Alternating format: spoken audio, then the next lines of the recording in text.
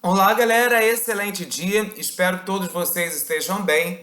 Hoje nós vamos dar prosseguimento aos nossos estudos na disciplina de História, onde iremos abordar a temática do governo de Juscelino Kubitschek.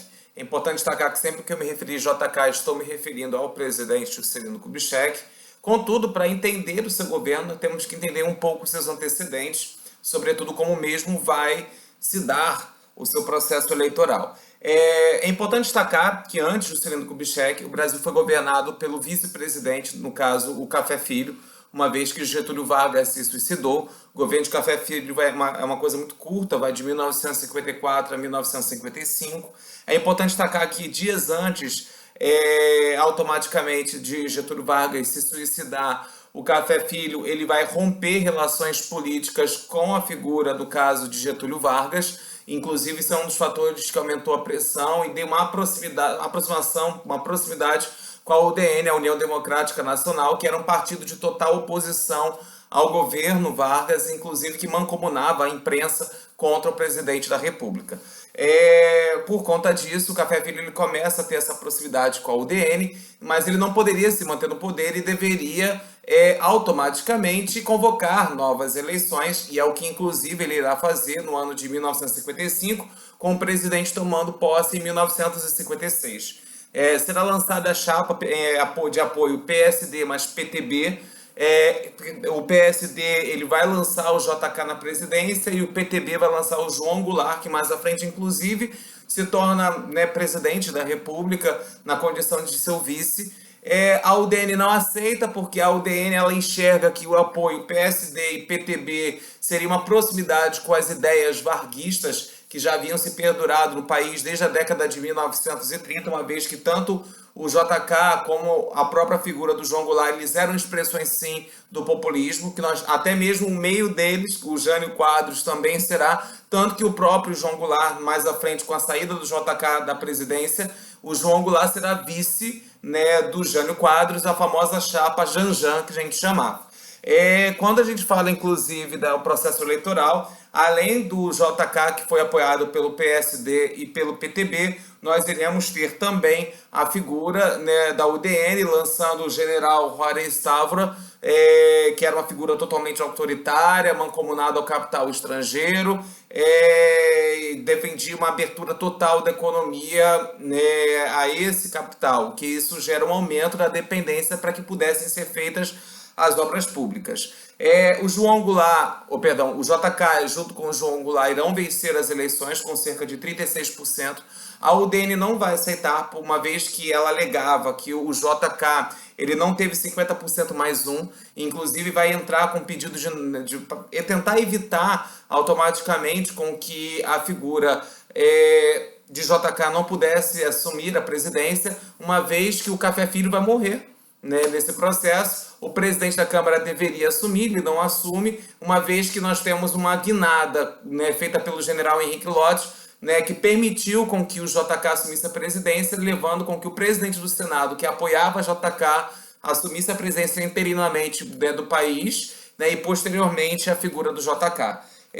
Quando falamos do governo JK, nós temos que entender que vai de 56 a 1961. Perceba que ele pega justamente um período da Guerra Fria e ele é caracterizado pelo que nós chamamos de plano de metas. O plano de metas, ou programa de metas, ele vai ficar conhecido como uma utopia, talvez, podemos até assim dizer, mas, na verdade, era um interesse do JK de desenvolver o Brasil equivalente a 50 anos em apenas 5.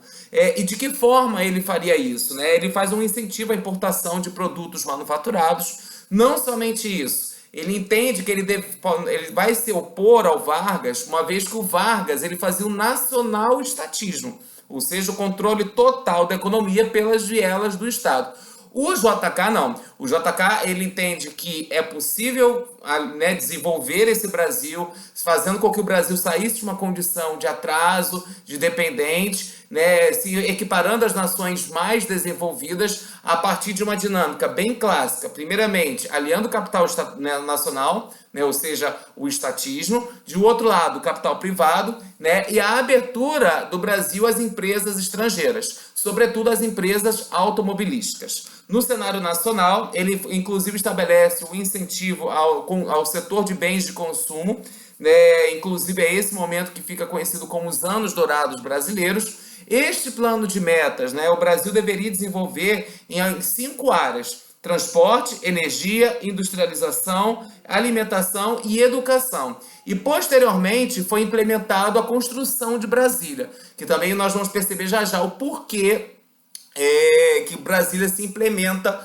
nesse plano de metas. Quando falamos do programa de metas, né, do JK, na verdade, o que ele faz? Ele abre a economia ao capital estrangeiro, contrai empréstimos com bancos, né, estrangeiros, e não somente isso, ele abre o Brasil, no caso, para as empresas multinacionais. O que seriam essas empresas multinacionais?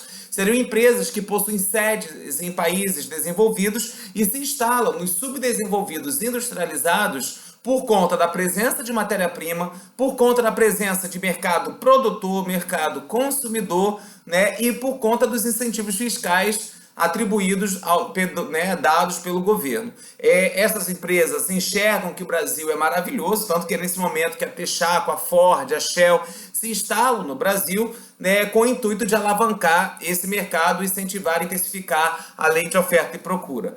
Nós percebemos uma intensa política rodoviarista no governo JK, uma política automobilística, ou seja, ele queria, na verdade, promover uma integração territorial, uma integração regional, ou seja, comunicar as regiões que até então não estabeleciam um diálogo político, econômico, social com o país e com as demais. E justamente nessa questão, nessa guinada estratégica de promover a integração territorial, a integração regional, a integração socioeconômica, é que se constrói, né, a capital Brasília, que se perdura até os dias de hoje. Foi um programa, um projeto arquitetônico fundamentado por Oscar Niemeyer e Lúcio Costa, onde a capital sai do Rio de Janeiro. Até então ela se mantinha desde a época da economia mineradora, onde com a economia mineradora, né, a capital deixou de ser Salvador e veio a ser o Rio de Janeiro para facilitar esse processo de escoamento da produção aurífera.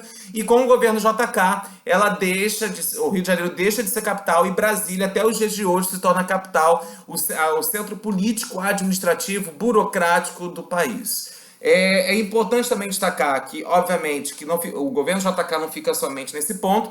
A partir do momento que ele contrai empréstimos com bancos estrangeiros, né, o banco nunca vai negar o empréstimo, até porque ele coloca altos juros em relação a esse empréstimo. Isso aumenta a dívida externa.